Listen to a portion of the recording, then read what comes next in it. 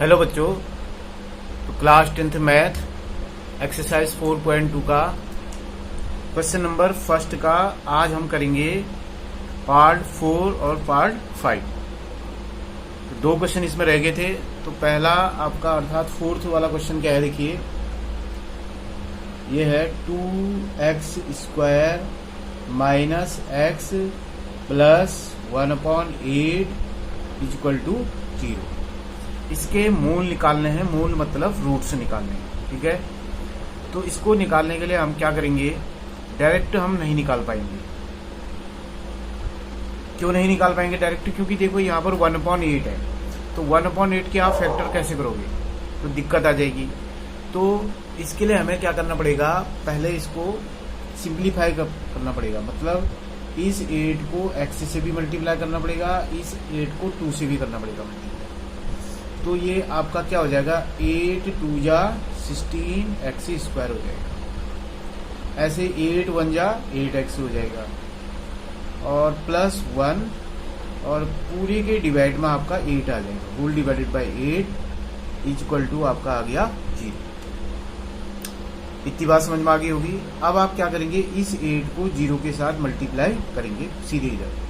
तो अब आपके पास आ जाएगा 16x² minus 8x plus 1 is equal to 0।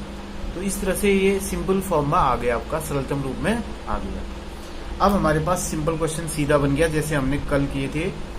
ये जो 16 है, 16 को ये जो लास्ट में 1 लिखा है इससे मल्टीप्लाई करेंगे। तो 16 1 जा होता है 16। अब 16 के फैक्टर क्या होंगे, देखो 16 के फैक्टर होंगे 4 4 जा 16, है ना। 4 और 4 को ऐड करेंगे तो क्या आ जाएगा, 8 आ जाएगा। तो कैसे लिखेंगे, देखो 16x² minus 4x minus 4x plus 1 is equal to 0। इस तरह से आ गया। अब देखो इन दोनों में कॉमन ले लेंगे। इन दोनों में देखिए 4x कॉमन आएगा, 4x आएगा ना, क्योंकि 4 4 जा 16 होता है। और ये x² है, ये x है, तो x कॉमन आ गया।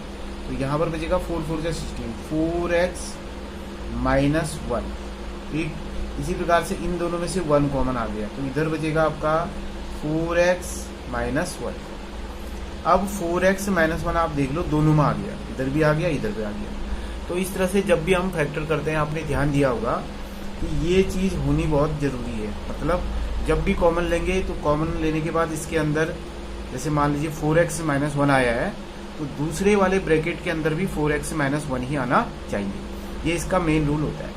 अब इसके बाद क्या नियम होता है इसका, देखिए 4x माइनस 1 इधर भी है, 4x माइनस 1 इधर भी है, तो दोनों में से 4x माइनस 1 कॉमन आ जाएगा।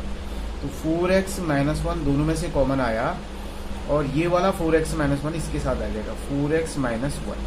ठीक है, इक्वल टू क्या आ गया, 0। तो यहाँ पर आप देख सकते हैं दोनों फैक्टर सेम आ रहे हैं। पहला भी 4x माइनस 1 आ रहा है, दूसरा भी 4x माइनस 1 आ रहा है। इसका अर्थ यह हुआ कि दोनों मूल अर्थात दोनों रूट भी आपके सेम आएंगे। तो पहले इसको लेते हैं, मान लीजिए 4x माइनस 1 इक्वल टू 0। तो यहाँ पर हम लिखेंगे 4x इक्वल टू, ये माइनस है, इधर जाके हो जाएगा प्लस, तो x इक्वल टू आ गया आपका 1/4। ऐसे दूसरा वाला लेते हैं, दूसरा फैक्टर भी सेम है आपका। तो 4x minus 1 equal to 0, 4x equal to 1, x equal to आ गया 1/4। तो दोनों जो रूट्स हैं अर्थात मूल हैं वो आपके आ गए। तो x इक्वल टू पहला भी 1/4 आया और दूसरा भी बच्चों 1/4 ही आया। तो ये इस प्रश्न के फाइनल क्या हो गए, रूट्स हो गए। फाइनल रूट्स का मतलब हो गया इसके मूल हो गए। ठीक है, तो क्या आ गए इसके मूल, पहला भी 1/4 और दूसरा भी क्या आया बच्चों, 1/4 ही आया। ठीक है, ये इसका आंसर आ गया। इसके बाद फिफ्थ वाला पार्ट देखते हैं। फिफ्थ क्या है, देखिए आपका ये है 100x² माइनस 20x प्लस 1। ठीक है, अब ये तो पहले से सिंपल फॉर्म में, आपको इस तरह से ये वाला करने की जरूरत नहीं है।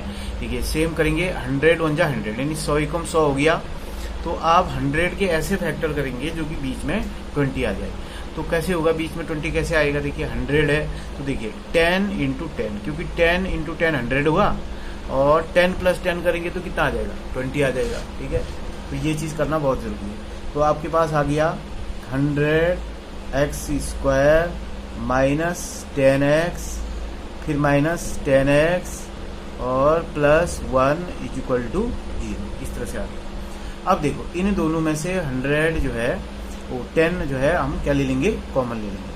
10 कॉमन ले लिया और x कॉमन ले लिया, तो यहाँ पर आएगा 10 10 जाएगा, तो 10x माइनस 1 आ गया। ऐसे इन दोनों में से भी देखो कुछ कॉमन नहीं आ रहा, देखिए तो ये भी चीज़ हमें सीखनी होती है, पहले भी ये चीज़ें आपके पास आ गई होंगी।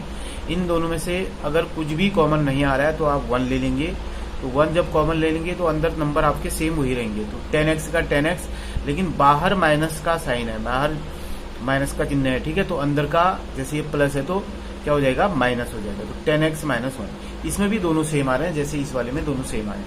देखो 10x माइनस 1 यहाँ भी आया, 10x माइनस 1 यहाँ भी आया। जैसे कि मैंने आपको बताया, जब भी इस तरह से हम फैक्टर करते हैं तो दोनों में जो कॉमन लेने के बाद जो नंबर आते हैं, अंदर जो संख्याएं आती हैं वो हमेशा सेम आती हैं, अर्थात आनी चाहिए।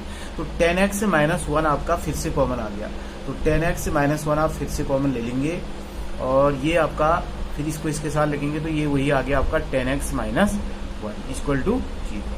तो क्या हुआ, देखो दोनों फैक्टर आपके बिल्कुल सेम आ रहे हैं। तो पहले वाले फैक्टर को लेते हैं, तो 10x माइनस 1 इक्वल टू 0, तो 10x इज इक्वल टू ये उधर जाएगा तो क्या हो जाएगा, प्लस का बन जाएगा।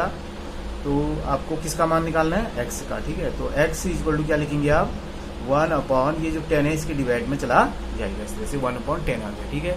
फिर दूसरा वाला जो फैक्टर है ना वो भी आपका सेम ऐसा ही है, तो 10x minus 1 equal to 0, 10x is equal to ये माइनस है उधर जाके क्या हो जाएगा, plus, then x equal to हो जाएगा 1 अपॉन 10। तो आप देख सकते हैं इसके मूल भी सेम हो जाएंगे आपके दोनों, 1 अपॉन 10 पहला भी, दूसरा भी 1 अपॉन 10। तो इस तरह से बच्चों दोनों के दो जो है मूल आपके दो मूल आपके आ गए। तो फर्स्ट वाले क्वेश्चन में क्या आया, 1/4 1/4। सेकेंड वाले क्वेश्चन में क्या आया, 1/10 1/10 आ गया, ठीक है। तो यहाँ पर वेरिफिकेशन के लिए बोला नहीं है। वेरिफिकेशन अगर बोलता है तो दो तरीके से होता है। पहला तरीका तो आपने पीछे चैप्टर नंबर 2 में पढ़ा था, alpha plus beta equal to minus b upon a, और alpha into beta equal to c upon a, उससे भी चेक कर सकते हैं। या जो ये रूट्स आते हैं, मूल आते हैं, इनको हम सीधे इक्वेशन में पुट कर देंगे, जैसे x की जगह पर उसमें पुट कर देंगे तो 0 आ जाना चाहिए। यहाँ 0 आ जाएगा तो आपका समझ लो बिल्कुल सही है। ऐसे इसमें भी, लेकिन यहाँ पर बोला नहीं है प्रश्न में, तो हमें करने की कोई आवश्यकता नहीं है। अगर बोलता है तो हम उसी तरह से करेंगे जैसे हम पीछे शून्य अर्थात जीरोज में करते थे। तो इस तरह से बच्चों आज हमने किया क्वेश्चन नंबर 1 का जो बचे हुए 2 पार्ट थे, पार्ट नंबर 4 और पार्ट नंबर 5। तो इसी तरह से हम अगले क्वेश्चन भी आपके लिए लगातार लाते रहेंगे। लेकिन आपको एक काम करना होगा, आप एक काम नहीं करते हैं, जो भी बच्चे देखते हैं वे वीडियो को सब्सक्राइब कर दें, लाइक कर दें, शेयर कर दें, ठीक है। तो इस तरह से अगर करेंगे तो कॉन्फिडेंस लेवल बढ़ेगा, कॉन्फिडेंस लेवल बढ़ेगा तो पढ़ाने में और मजा आएगा। तो आज के लिए बस इतना ही, थैंक यू।